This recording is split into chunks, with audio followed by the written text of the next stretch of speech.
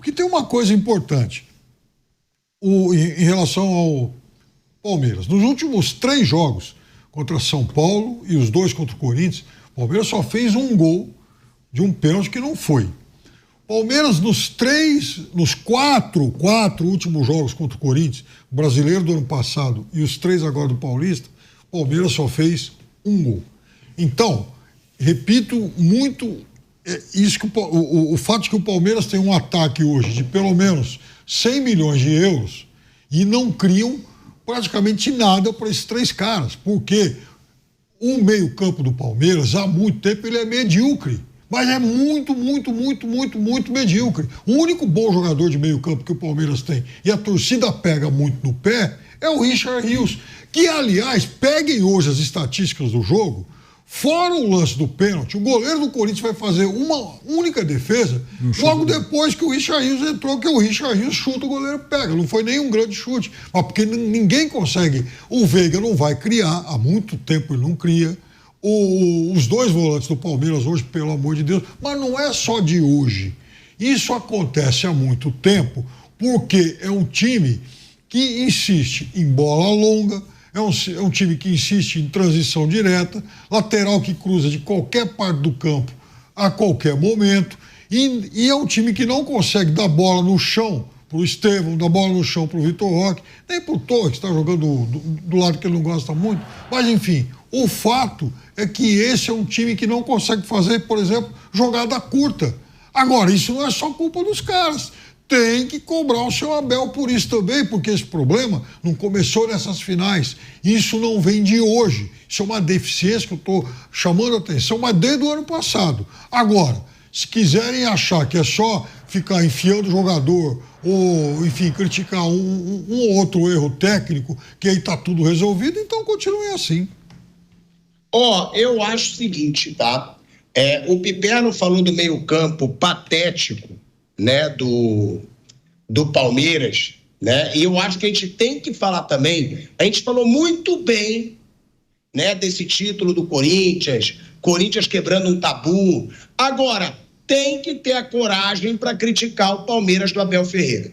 E aí eu vou falar, porque eu sempre elogiei muito o trabalho do Abel Ferreira. Muito. Sempre falei que eu sou fã do Abel e tanto que ele conquistou nesse time do Palmeiras, mas a gente achar normal a atuação ridícula do Palmeiras no jogo de hoje, com o time que tem, com os nomes que tem, com os gastos que teve, com o treinador que tem, precisando vencer, não dá para levar na normalidade, não. Porque foi uma atuação ridícula e só para ter ideia, o primeiro chute do Palmeiras no gol foi o pênalti aos 30 minutos do segundo tempo, pô. É um time... O Palmeiras ficou com um jogador a mais em campo por cerca de 25 minutos, 30 minutos e não fez nada. Nenhum repertório com um jogador a mais em campo. Era um jogador a mais em campo, precisando fazer o gol e o Palmeiras não criou nada. Então, se levar na normalidade o futebol ridículo que o Palmeiras jogou hoje, a gente vai estar fugindo da realidade, ô Mauro Betti. Foi um futebol feio, foi um futebol que não combina com o time que tem esse Palmeiras e, na boa, eu acho que hoje o Abel merece crítica.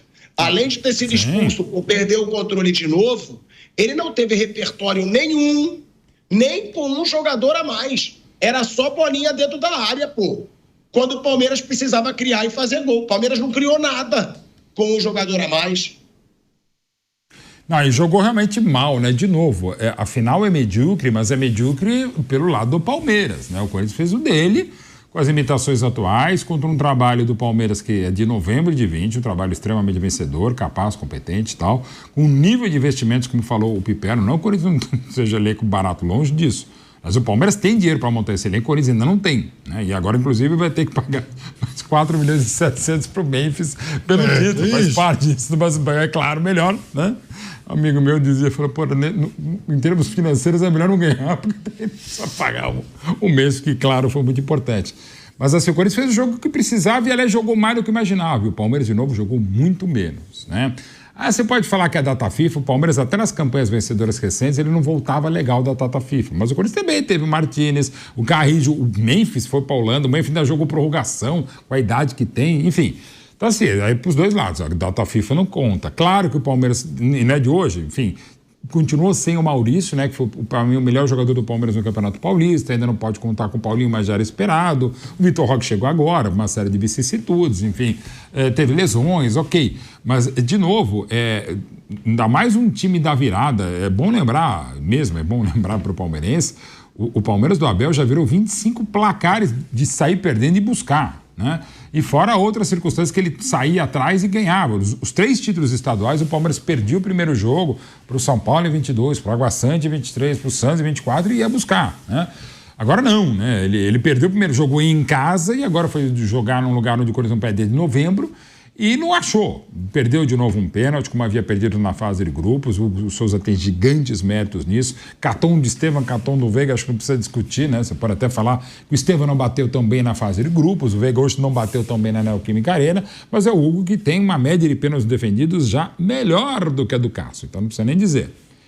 Mas, assim, o Palmeiras ficou devendo, né? Bola, assim, muito. E realmente, como já havia destacado o Flávio, não só hoje, não é um caça às bruxas, né? Fora, vai ter de novo, fora Leila, fora Anderson, fora Abel, fora Demir da Guia, fora tudo e tal. Mas, assim, é decepcionante. Mas o Palmeiras ainda tem potencial, tem um elenco legal, vai perder o Estevam, mas vai ganhar o Paulinho, tá ganhando o Vitor Roque, vai voltar o Maurício, o Felipe Anderson deve jogar um dia, enfim.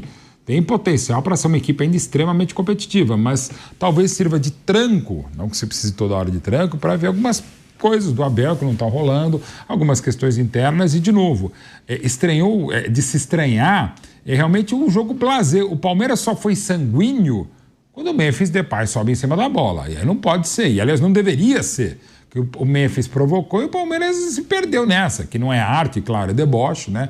A própria embaixadinha do Edilson não foi nem embaixadinha, ele errou as embaixadinhas, mas criou um jogo que não teve nem volta olímpica do Corinthians, que o jogo acabou, né? Naquela final lá do Paulista de 99, e num ambiente que era 238 vezes mais temperado que agora.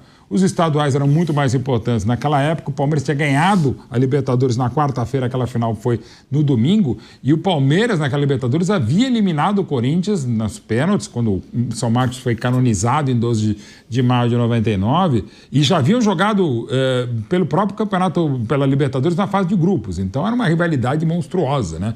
É o ano de maior, dá para dizer que é o ano de maior rivalidade entre palmeirenses e corintianos, até pelo excelente nível das duas equipes. Era o Corinthians que foi campeão paulista e depois seria bibrasileiro e mundial em janeiro, e o Palmeiras tinha ganhado a Libertadores, né? Então, assim, era muita coisa. Mas para o palmeirense é preocupante não perder o campeonato, porque ninguém foi tetra, né? E de novo ele foi vice. Mas é preocupante a maneira como o Palmeiras, bovinamente, para usar uma expressão de Nelson Rodrigues hoje, não jogou. De novo, eu não lembro de final de campeonato um time tem uma chance, e dá quase que para dizer que a chance foi um pênalti Teletubby, de uma imaturidade de Teletubby, do Félix Torres, porque se não fosse o pênalti, o Palmeiras não tivesse nenhuma chance. Teve essa defesa que o Piperno falou do Hugo Souza, mas não foi nem um chute forte, de canhota de longe. Aqui, não. Teve no comecinho do segundo tempo uma bola cruzada pelo Veiga que o Murilo ganha e joga para fora, quer dizer, chance nenhuma, tudo bola longa, bola parada, o próprio Estevam jogou pouco, o Veiga não foi bem, o Vitor Roque isolado, pior partida do Facundo Torres, uma série de coisas, que tem méritos inegáveis do Corinthians. Mas assim, terra arrasada não, mas que o Palmeiras deveu muita bola, ainda que vice-campeão paulista nesse campeonato, não tem a dúvida. Agora, o Bruno Prado, o seu pai já alertou algumas vezes e também pergunto para ele, porque o Flávio já dizia, antes até de mim, ele... Por que já não tem que criticar o Abel Ferreira? Se o Palmeiras já está jogando mal há um bom tempo. E agora essas críticas vão ganhando fundamento, né, gente? O jogo de hoje do Palmeiras foi muito ruim, precisando do resultado e, além de tudo, com um a mais. Eu não consigo entender o time que tem um jogador a mais e não cria nada. Eu fico indignado quando o time tem um jogador a mais por um bom tempo de jogo e não cria. E foi o que aconteceu com o Palmeiras hoje. O Palmeiras, os 2 jogos foram ruins. Contra o São Paulo também, na semifinal, em relação à parte criativa do time. Mas aí tem uma questão que é muito boa no Palmeiras, né? Dificilmente esses ruídos de fora interferem. Porque assim, o time vai passar por altos e baixos, né? Acho que às vezes a gente tem uma ilusão de que o time vai sempre ganhar tudo, vai sempre estar bem. Isso não existe no mundo, e aqui no Brasil menos ainda. Não existe isso. Então vai ter momentos ruins. E aí que é o momento de você bancar. Não, o time tá mal, mas eu confio em quem tá aí para melhorar. Não tem ninguém melhor que Abel Ferreira para melhorar o time do Palmeiras. Ele que conhece o elenco, ele que tá ali, ele já mostrou capacidade. Então a questão é só essa, vão cornetar, tudo bem, faz parte, é normal, mas o que a diretoria do Palmeiras tem que fazer é seguir a vida, dar força para o seu treinador. E uma coisa importante, né? O Palmeiras passa pela sua maior reformulação de elenco desde que começou essa era vencedora.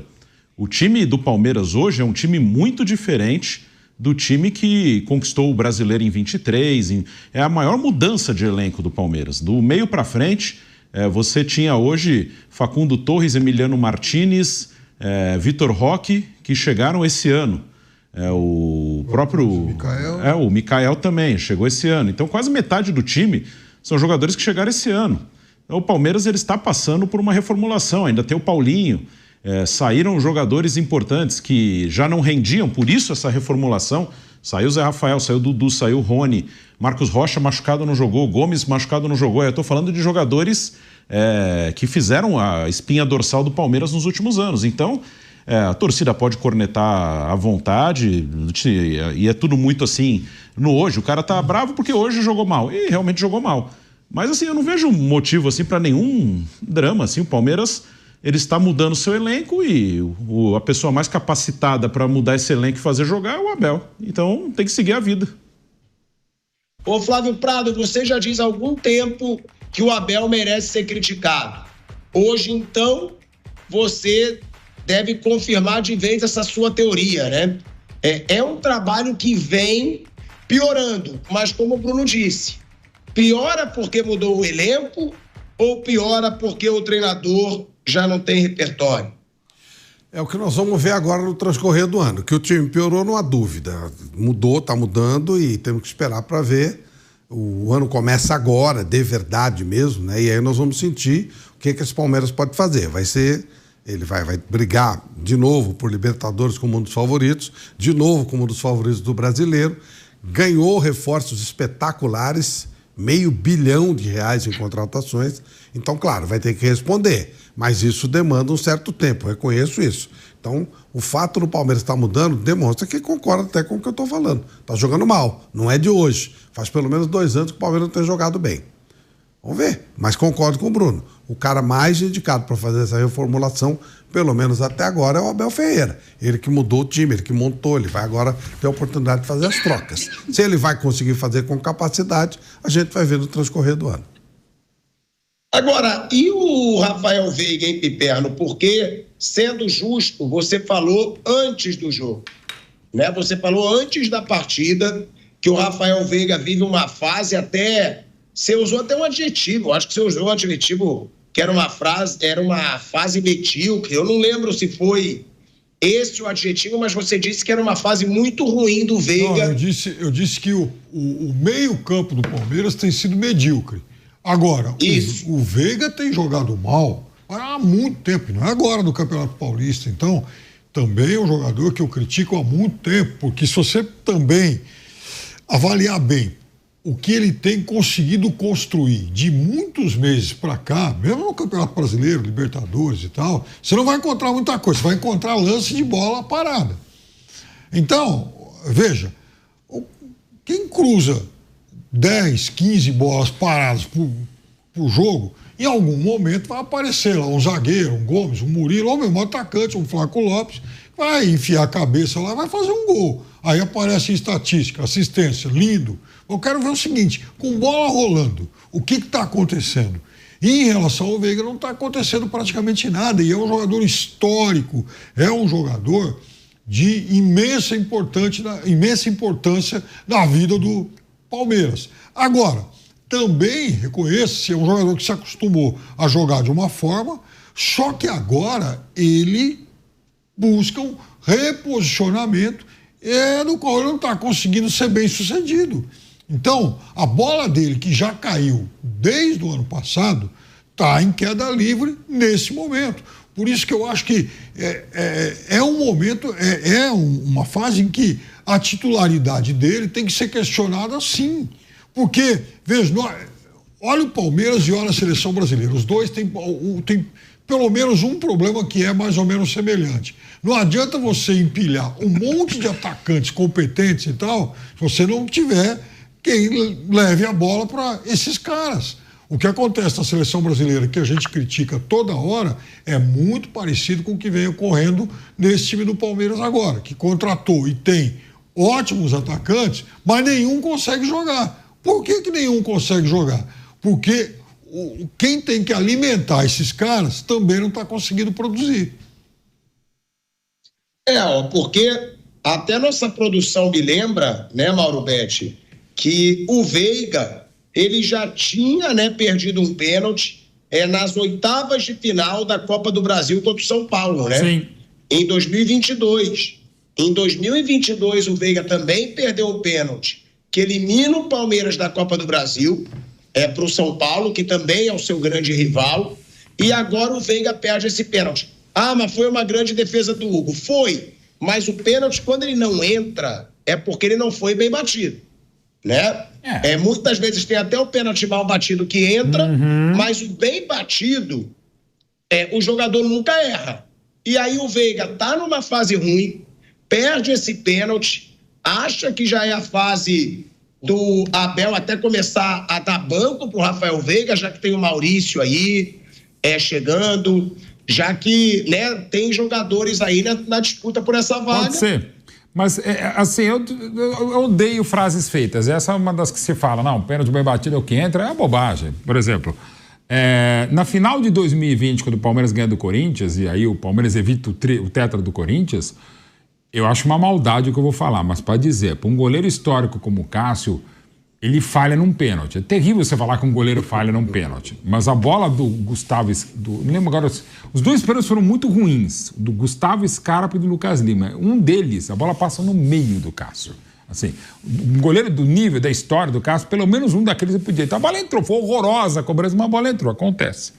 Eu dou mérito maior pro Hugo do que demérito pro Veiga. Mas o Veiga ainda continua sendo... Agora eu não vou saber fazer as contas, mas ele demorou 26 ou 27 pênaltis para errar o primeiro. Um jogo contra o Santos na Vila Belmiro em 22. 24... Mas em compensação depois, mano. Depois ele caiu muito. Deu 7 de 20. É muita coisa. Era impressionante, era o maior batedor de pênaltis da história e agora deu uma piorada. Mas ainda o saldo do Veiga, para mim, é extremamente vitorioso. Eu quero reiterar que em 110 anos do Palestra Itália, ele é o cara que mais gols decisivos fez na história do Palmeiras. Não é um jogador qualquer, mas não tá legal. E um detalhe, ele já foi banco recentemente do Abel. O Abel já botou o Veiga no banco e o próprio Veiga aceitou. O que pode vir a acontecer, e aqui é um pouco de feeling e informação também, é que, assim, após o Super Mundial, há uma chance real do Veiga ser negociado, né? Por mais que ele tenha mesmo uma história linda de vida de palmeirense, do parte do avô, do pai e tal, ele acha que chegou o momento de tentar alguma coisa fora do país, e um processo mais ou menos parecido com o do Scarpa, e cada um tem o direito. Estou dizendo que ele queira ser do Palmeiras, mas agora ele veria com muito bons olhos se viesse uma proposta legal de um lugar legal. Pela idade pode não ser tão fácil, mas enfim, guardemos cenas dos próximos capítulos. Mas daí demonizar o Veiga é que nem você falar, o Zico perdeu o pênalti contra a França. Perdeu. O Zico é um dos maiores batedores da história. O Baggio, de 94, eu falo sempre, até hoje é o maior batedor, em eficiência, é o maior batedor de pênaltis da história do Calcio, da Série italiana, com mais de 93% de aproveitamento. Perdeu aquele pênalti em 17 de julho de 94, o Rose Bowl em Passadino, o Flávio estava lá, eu também estava lá, porque é o maior calor que a gente passou na vida. Nossa. E isso foram 120 minutos de terror até de jogo, porque estava muito calor. E lembrando que o Baggio, é só rever a imagem, o Baggio jogou com uma cocheira, porque ele não estava 100%. E ele mesmo dizia, e sempre disse, que ele bateu o pênalti por cima, porque ele falou que se ele batesse colocado, inclusive como ele aprendeu com o grande ídolo da vida dele, que é o Zico, Ele acha que a bola nem chegaria no Tafarel, de tão cansado e desgastado que ele estava. Então é uma maldade. Claro, não foi decisão pro pênalti. O Veiga tinha que assumir a bronca como assumiu. O pênalti do Mundial, o Palmeiras depois perde pro Chelsea, é ele que bate. Outros tantos pênaltis. Assim, então eu espero, minimamente, que as pessoas lembrem de toda a história brilhante que deu o Veiga para não demonizar. Gente, as pessoas perdem pênalti. No caso, o Hugo Souza defende pênalti. Ah, mas perdeu com o Estevão, perdeu com... Ok, acontece e tal, mas de novo, se a gente for por pênalti perdido, e no caso muito bem defendido de novo pelo Hugo Souza, aí não vai sobrar ninguém para bater pênalti. Ah, não, vai, viu? Desculpa, pilhado. Vai sim, aquela célebre frase, eu sempre erro, acho que é do Neném Prancha, que ele fala, ou do João Saldanha, alguém falou, ou do Gentil Cardoso, um esses futebólogos e grandes frases, né? Que ele fala, pênalti é tão importante que quem devia bater é o presidente do clube. É o Neném Prancha. É o Neném, grande futebólogo, Neném Prancha, das praias do Rio de Janeiro. Então, a Leila, você sabe que tem um vídeo daquelas bobagens que viralizou, que ela fala, ai gente, sabe, é tão fácil bater um pênalti, é só bater e fazer. E claro, evidentemente, já estão usando contra ela e contra o Veiga, o pênalti que a Leila bateu e fez no Allianz Parque com um goleiro que deixou a bola entrar.